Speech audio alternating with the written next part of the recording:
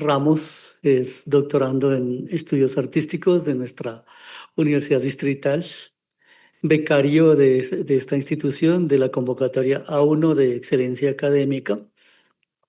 Es magíster en Artes Plásticas y Visuales de la Universidad Nacional de Colombia, de Bogotá, magíster en Estudios Sociales y licenciado en Artes Visuales, ambos títulos de la Universidad Pedagógica Nacional.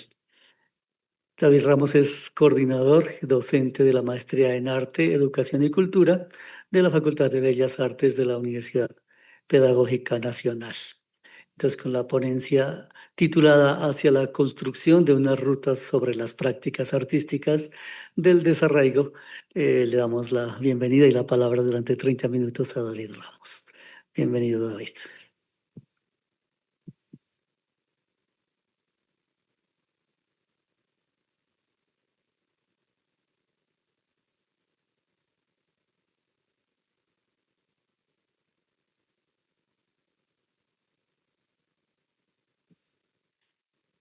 Buenos días para todos, para todas.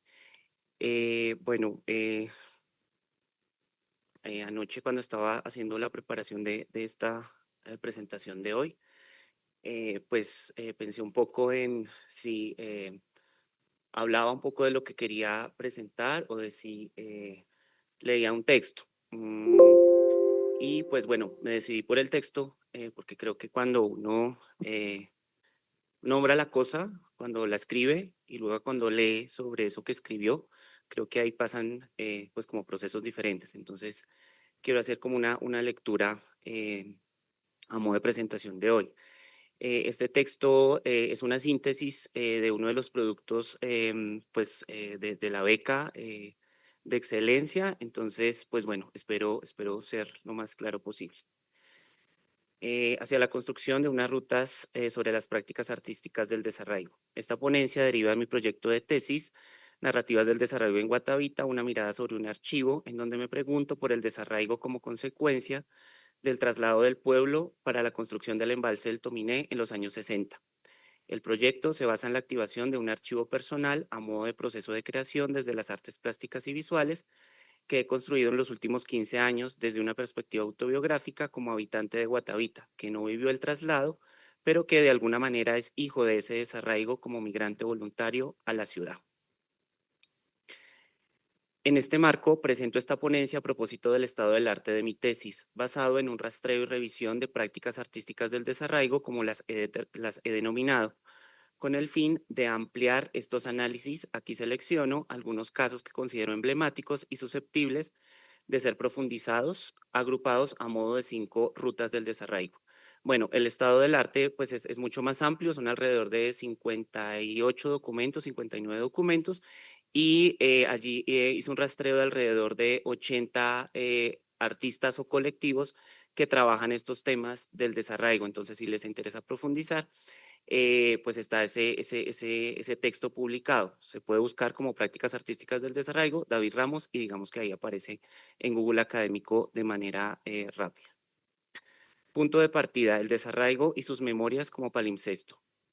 Quiero empezar haciendo referencia a la obra Palimpsesto de Doris Salcedo. Instalada en el Palacio de Cristal en Madrid, la pieza hace referencia a refugiados, refugiadas y emigrantes que han fallecido en el mar Mediterráneo o en el Atlántico, intentando llegar a Europa. La lista de nombres de los muertos antes de 2010 es elaborada con arena y piedra en el piso. Cuando los y las espectadoras caminan sobre ellos, aparecen con agua un listado de otros refugiados que perdieron la vida entre 2011 y 2016. Al activar la obra podemos metaforizar varias relaciones espaciotemporales. Un nombre sobre otro nombre, un abajo que se desplaza hacia arriba, un antes que opera sobre una hora.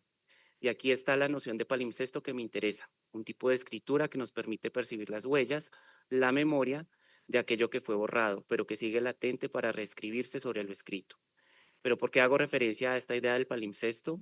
Porque de esta manera entiendo el desarraigo, el arraigo y el rearraigo, así como las memorias que se crean acerca de ello.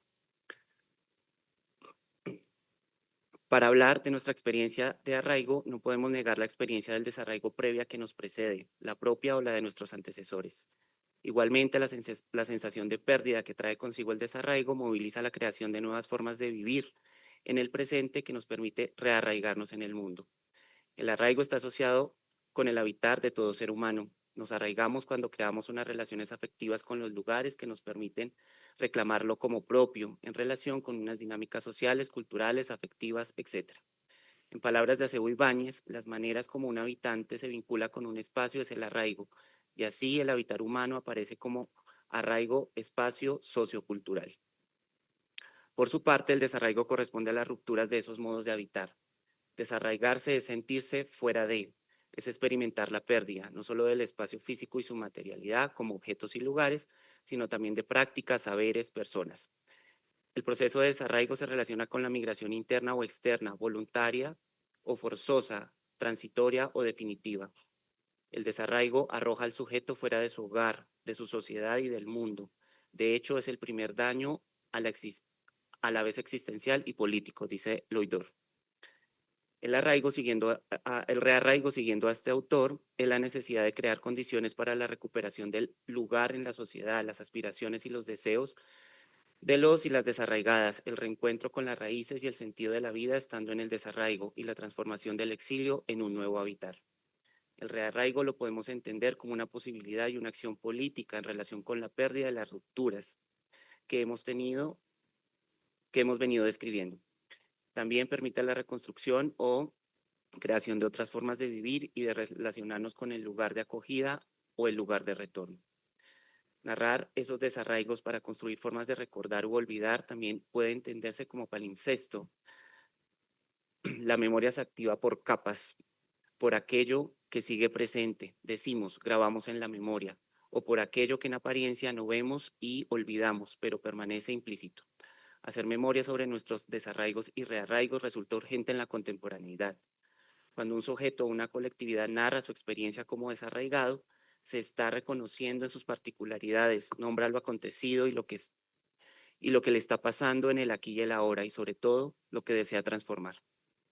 El desarraigado El desarraigo funciona como palimpsesto para la memoria desde varios frentes. La memoria nos devela un pasado que es narrado de manera múltiple, desde la perspectiva de los actores sociales. La memoria se reescribe, se reinterpreta, nos deja ver diversas versiones del pasado para cuestionarlo interminablemente.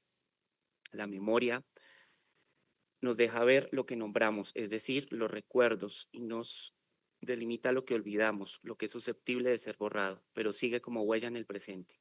La memoria es una confluencia temporal. El pasado, el presente y el futuro conviven para construir nuestro devenir, nuestros rearraigos. Como lo plantea Leonor Arfush, ¿qué es lo que la memoria intenta rescatar del olvido y qué es lo que se pretende transmitir, dejar como marca en la memoria colectiva? Para ella la memoria tiene tres interrogantes: el qué, el quién y el cómo de la memoria. En esto último es donde aparece un arte memorial que bordea el archivo, no solo para metaforizar las grandes tragedias de nuestros tiempos, exilios, migraciones, desplazamientos forzados, sino también los acontecimientos a pequeña escala para rescatar lo cotidiano. Aquí es donde hablo de las prácticas artísticas del desarraigo, como aquellas que abordan las memorias, que muestran a modo de palimpsesto lugares reflexivos para los arraigos y rearraigos, en tanto posibilidades para la emergencia de nuevas existencias en el mundo. Dichas prácticas tienen unas formas materiales desde el archivo, que como estrategia creativa no solamente lo usan como materia prima, sino como procedimiento creativo. Con el fin de ejemplificar y problematizar lo dicho hasta aquí, quiero presentar algunas prácticas que dan cuenta de estas relaciones entre arraigo, desarraigo y rearraigo, pero también de memoria y archivo, a partir de unas rutas del desarraigo en Hispanoamérica de migrantes, exiliados, desplazados en escenarios de violencia política y geopolítica. Esto es lo que he venido pues a llamar como rutas del desarraigo. Bueno, a lo largo de los ejemplos que voy a mostrar, voy a desglosar este mapa que pues marca esas rutas. Esa ruta también la pienso pues presentar a partir de una relación del palimpsesto entre el agua y la tierra, que son pues como dos elementos que están muy presentes en estas rutas migratorias. Entonces, la primera ruta se llama cruzar el muro, pasar la frontera, que hace referencia a la tierra. A las afueras del Centro Cultural Tijuana, ciudad fronteriza entre México y Estados Unidos, se edificó una vivienda efímera hecha con madera, láminas, neumáticos y otros materiales similares. Por dentro, la casa recreaba el inmobiliario de las familias que normalmente ocupan estos espacios. Así fue como a inicios de la década de los 90, Marcos Ramírez R. construyó estas arquitecturas precarias, improvisadas, pero cargadas de significado y de memoria que hacían alusión a las construcciones fronterizas. Con Century 21, título de esta instalación, el artista, por medio de la representación y la recreación, nos pone ante la tensión norte-sur, occidente, no occidente, lo latinoamericano con lo estadounidense y, en definitiva, todas las desigualdades territoriales, sociales, raciales, económicas, laborales y políticas que se evidencian con la migración latina. R nos narra su desarraigo y nos lleva a reflexionar sobre los modos de habitar fronterizos a modo de metaforización y documentación de estas desigualdades. 10 años después, el artista catalán Antoni Montadas documenta o archiva, si queremos ponerlo en esos términos, la experiencia del miedo, tomando como punto de partida la temática de la frontera entre San Diego y Tijuana. La estrategia creativa fue la recolección de testimonios de diversas personas, según género, edad, procedencia, racialidad, a quienes les preguntaba sobre el miedo. Al final resultó un videoarte de 30 minutos. El material audiovisual nos habla del desarraigo a través de su carácter documental y nos coloca ante una serie de imaginarios sociales sobre las migraciones. La narrativa construye una memoria específica desde el contraste, el aquí y el allá de la frontera. La fotografía irrumpe en su forma documental, como testigo de la migración. A través de la cámara se registran prácticas y cotidianidades de migrantes que retornan a sus lugares de origen en los periodos de vacaciones para visitar a sus parientes.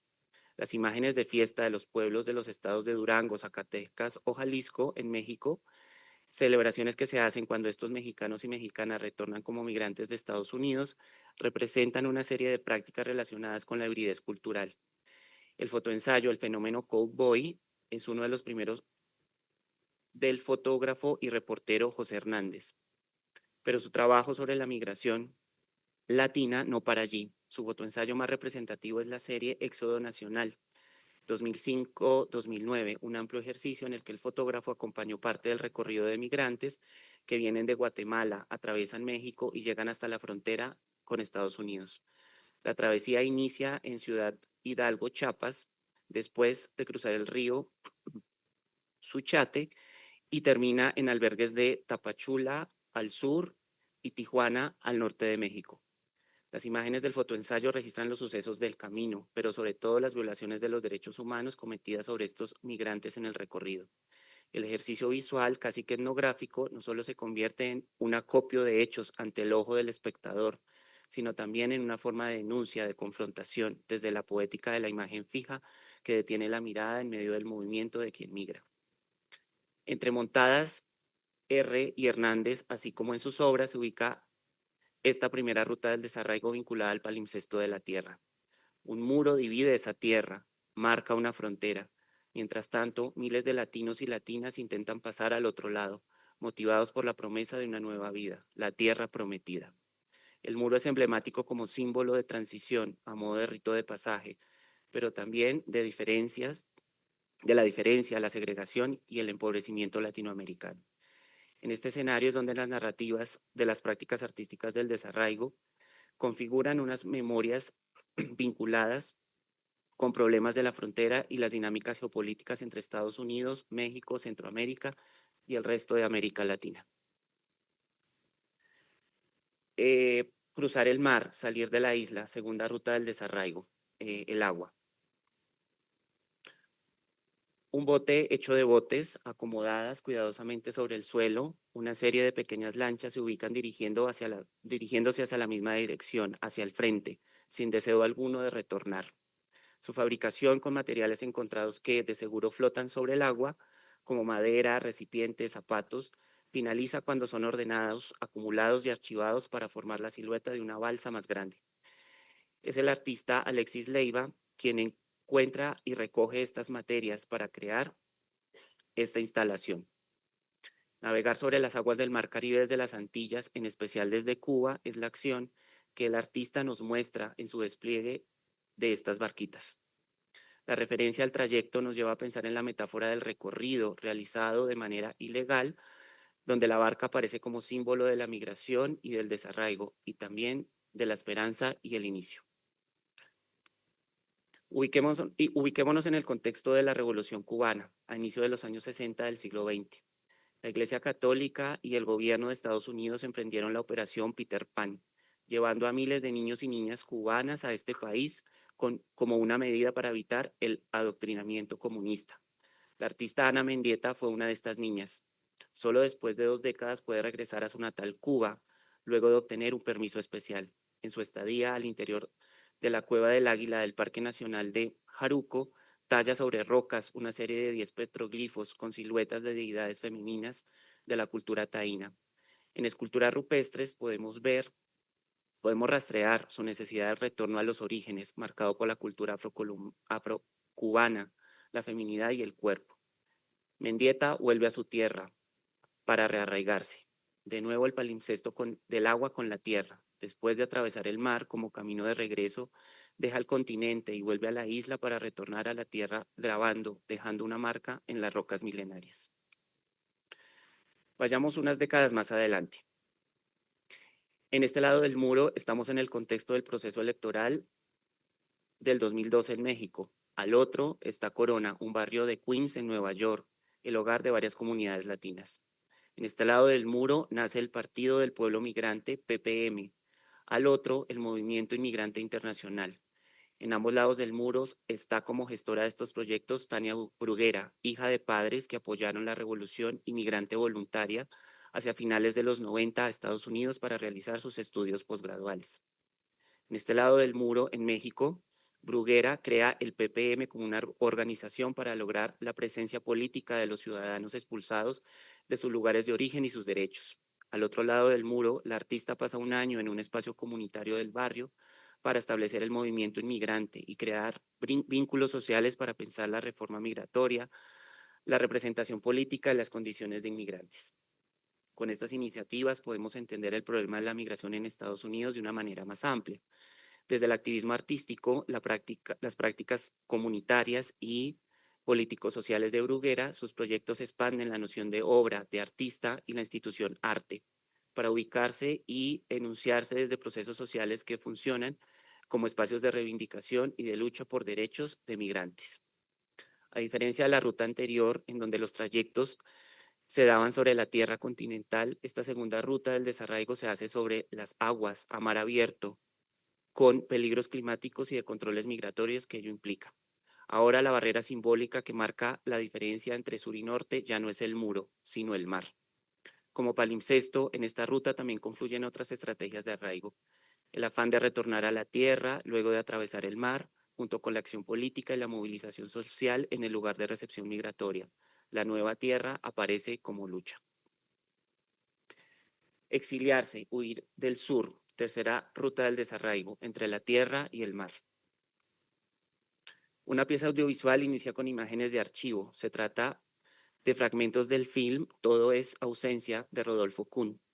Vemos una casa de campo que aparece en un plano general y luego poco a poco se detallan los vestigios de la última dictadura cívico-militar argentina, agujeros de disparos en las paredes, ropa de torturados y asesinados y los testimonios de quienes presenciaron la tragedia. Luego, en un presente más próximo, observamos a una mujer abriendo puertas y ventanas. Entra a la casa y con la ayuda de su acompañante instala sobre las paredes dibujos a gran formato, hechos en carboncillo, lápiz y bolígrafo para representar objetos que posiblemente ocuparon el espacio en el pasado. Esta es La casa despojada, un video que registra la acción de Gabriela Bettini, sobrina, nieta y bisnieta de detenidos desaparecidos en la dictadura. Nacida en España, lugar de exilio de sus padres, en uno de sus viajes a Argentina, vuelve a esa casa que pertenecía a su familia, cerca a la ciudad de La Plata. Bettini, con su intervención sobre las paredes, simbólicamente vuelve a ocupar su casa para repararla y tal vez repararse a ella y a su familia como un ejercicio de memoria del desarraigo. La casa familiar, de nuevo, es habitada con la acción performática. A través de la ausencia de los objetos que no están tridimensionalmente, Bettini vuelve a hacerlos presentes, evocando a sus habitantes. La casa despojada es una relación espaciotemporal de un antes y un después. Es un retorno para la emergencia de nuevas memorias del espacio desde la añoranza y el dolor del exilio reinterpretado. Salgamos de esta casa de Bettini y dirijámonos a la plaza, al espacio público. En plazas o parques de Argentina y México, alrededor de la base de uno de los árboles se encuentran ubicados a modo de ofrenda una serie de objetos, ropa, fotografías, una maleta, flores, entre otros que remiten a la cultura mexicana y a memorias íntimas y domésticas. Entre tanto, unos vestidos con bordados mexicanos son colgados de las ramas. De forma colectiva, en estas intervenciones urbanas recogidas bajo el nombre del Árbol del Exilio, podemos ver encuentros de exiliados y exiliadas argentinas para realizar acciones rituales donde se instalan estos objetos que remiten a la experiencia del exilio. Las acciones son lideradas por Mercedes Fidanza, hija de exiliados argentinos en México y una de las creadoras del colectivo Hijos e Hijas del Exilio. Nace en Argentina y a sus 2 años es trasladada al territorio mexicano para vivir allí parte de su infancia y retornar al finalizar la dictadura. Su narrativa como hija de exiliados es puesta en escena con otros y otras para dar cuenta de una memoria más amplia, entrelazada con las memorias familiares y personales. En la acción conviven relatos de infancia, algunos silencios familiares, la experiencia del retorno y del desexilio, es decir, la experiencia difícil de dejar un lugar de acogida, pero también el duelo que implica asumir una identidad dual. A esto es lo que María Florencia Basso denomina la construcción identitaria Argenmex. Conectemos 3 contextos de exilio: las dictaduras de Argentina, Chile y Uruguay. En la Biblioteca Nacional de Buenos Aires y en los museos de memoria de Rosario, Montevideo y Santiago de Chile, se convocó a personas para que entregaran un objeto relacionado con su experiencia respecto a las dictaduras, junto con una narrativa explicativa, entre ellas las narrativas del exilio. Esto para conformar una exposición que diera cuenta de, en palabras de Arfush, la elaboración colectiva de memorias cotidianas, relegada por la huella traumática de la violencia represiva, el cautiverio o el exilio. Química de la memoria, como se titula la obra, fue liderada por la artista argentina Marga Steinweiser, hija de padre exiliado por el nazismo alemán. Como una práctica colectiva que se dinamiza desde la capacidad que tienen los objetos para activar las memorias del exilio y de las dictaduras, la obra nos conduce a la reactualización de los lugares de la memoria desde lo cotidiano. Esta es la tercera ruta del desarraigo, que se basa en el acto de huir del sur, escapar de la represión, de la amenaza de ser desaparecido o asesinado y en general de ser víctima de crímenes de Estado. Siguiendo la metáfora del palimpsesto, para proteger la vida, aquí convergen el exilio continental.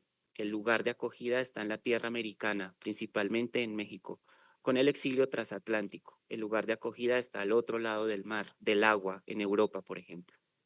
Como rasgo característico de esta ruta, varias de estas obras están vinculadas con la generación de hijos e hijas que nacieron en el exilio o que partieron de su país de origen siendo niños o niñas. Pensar las memorias de estas infancias en contextos dictatoriales se hace necesario en el presente para que toda una generación pueda rearraigarse en los tiempos actuales. Para Leonor Arfush estamos hablando de relatos testimoniales o poéticas sobre la infancia en dictadura. Desplazarse a la fuerza, escapar de la guerra. Cuarta ruta del desarraigo: la tierra propia, la tierra ajena. Sobre 3 colchas de tela a gran formato vemos pequeños retazos cosidos pegados con aguja e hilo. Fragmentos del paisaje sirven de escenarios a casas, iglesia, animales, carros y habitantes del corregimiento de Mampuján, en la región de Montes de María, en Bolívar.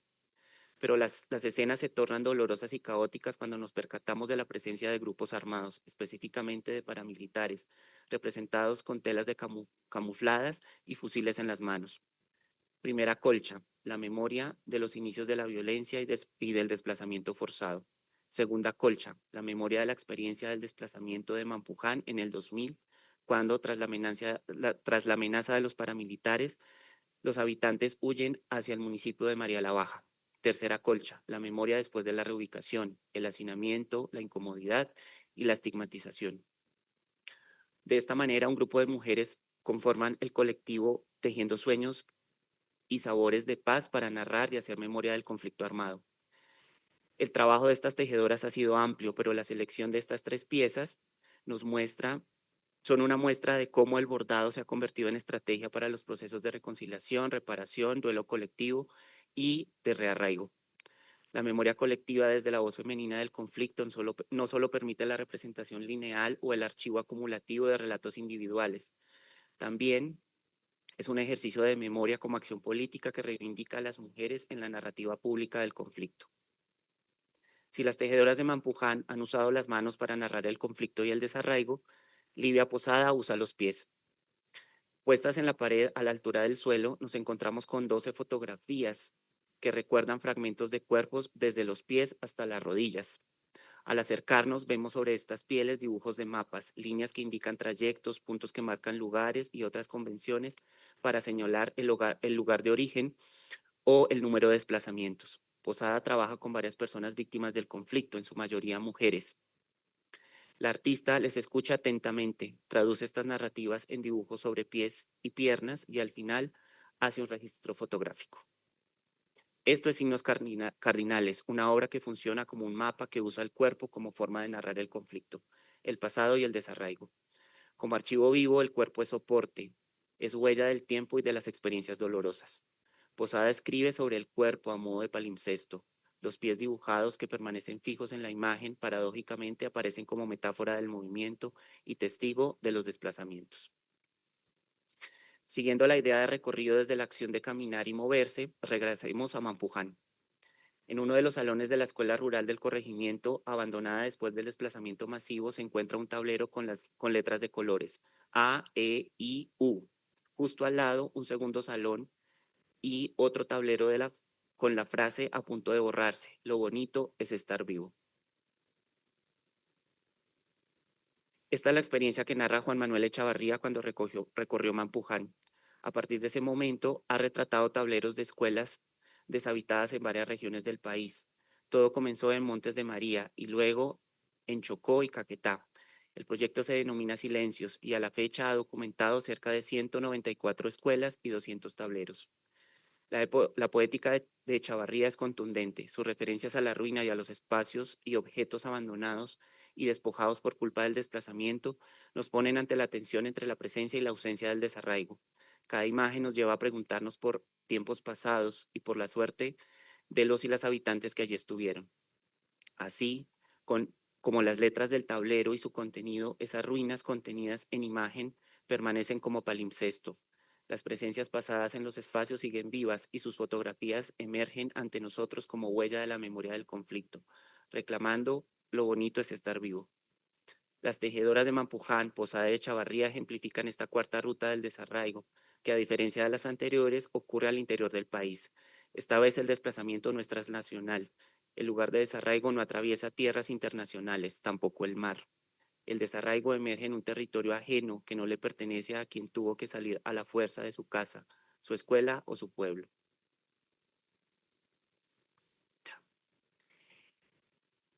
Inundar con hidroeléctricas. Correr el agua. Quinta ruta del desarraigo. Otra vez el agua. Un grupo de niños y niñas a modo de ritual camina por una carretera que se oculta bajo las aguas del embalse. Cada quien lleva una casita en sus manos. En la fila se dirigen hasta el borde, se agachan y colocan las piezas que empiezan a flotar. Mientras se alejan de la orilla, se deshacen y se hunden dentro de la gran masa del agua. Esta es la forma como termina un monocanal de 30 minutos que realizó Tomás Ochoa en Mendoza, Argentina, a partir de un trabajo de archivo creado por él o la comunidad, justo en el momento en que fue desplazada para la construcción de una hidroeléctrica.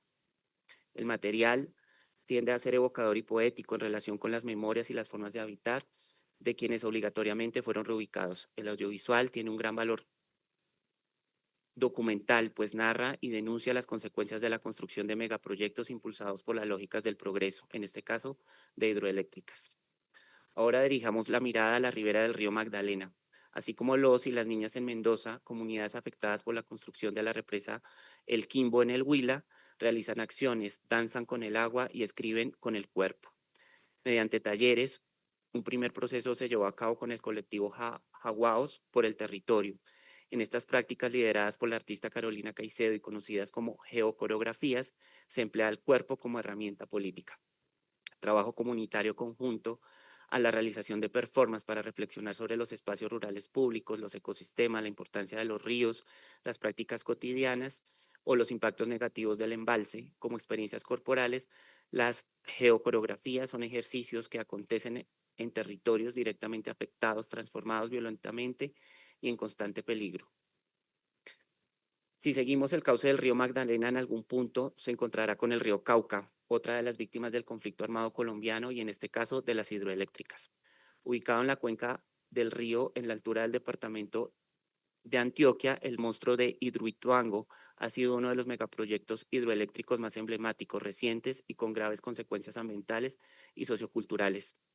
El movimiento Ríos Vivos, junto con activistas, estudiantes, comunidades campesinas, pescadores, barequeros, víctimas del conflicto y de Hidroituango, durante varios días realizaron una siembra de cuerpos humanos y no humanos, cubriéndose con tierra sobre un puente. La acción simbólica, como apuesta política, nos pone ante un modo de denuncia, resistencia, rearraigo. Sembrarse, estar dentro de la tierra equivale a arraigarse para evidenciar lo que está en peligro, el agua dadora de vida. Conocida como cuerpos gramaticales, esta práctica fue un homenaje a la lucha por el agua, a la oposición a Hidroituango, a las víctimas desaparecidas y asesinadas que han sido tiradas al río. Cuerpos gramaticales, junto con los ejercicios comunitarios de Ochoa y Caicedo, señalan los desarraigos derivados de los desplazamientos por hidroeléctricas.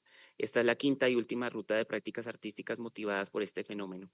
Retornando a la idea del palimpsesto, en esta ruta el agua cubre la tierra, pero a diferencia de los casos anteriores, el agua no es el elemento que marca una frontera o por donde ocurren los recorridos de quienes huyen. Aquí el agua es la amenaza, no solo física, sino también simbólica. El progreso inunda los territorios en pro del bien común, del consumo y de la productividad excesiva. Y bueno, ya para cerrar, quiero cerrar con esta pregunta sobre cuáles son esos rearraigos que se construyen en las prácticas artísticas y cuál es el lugar de la estrategia archivo para las memorias en América Latina, pues a partir de estos casos que revisamos. Y en donde pues tanto la memoria como el archivo son procesos cambiantes, dinámicos, que se transforman en el tiempo, no son procesos estables, ¿sí? Como a veces pensamos que es la memoria y el archivo, que queda como en anaqueles, que queda estático, sino que pues está en constante movimiento. Creo que esa idea del movimiento pues también tiene mucho que ver con esa idea del rearraigo como un acto político que no se queda en la añoranza del desarraigo, sino también como una forma de vivir en el presente y de construir nuevas miradas hacia el futuro después del acto violento que implica el desarraigo. Muchas gracias.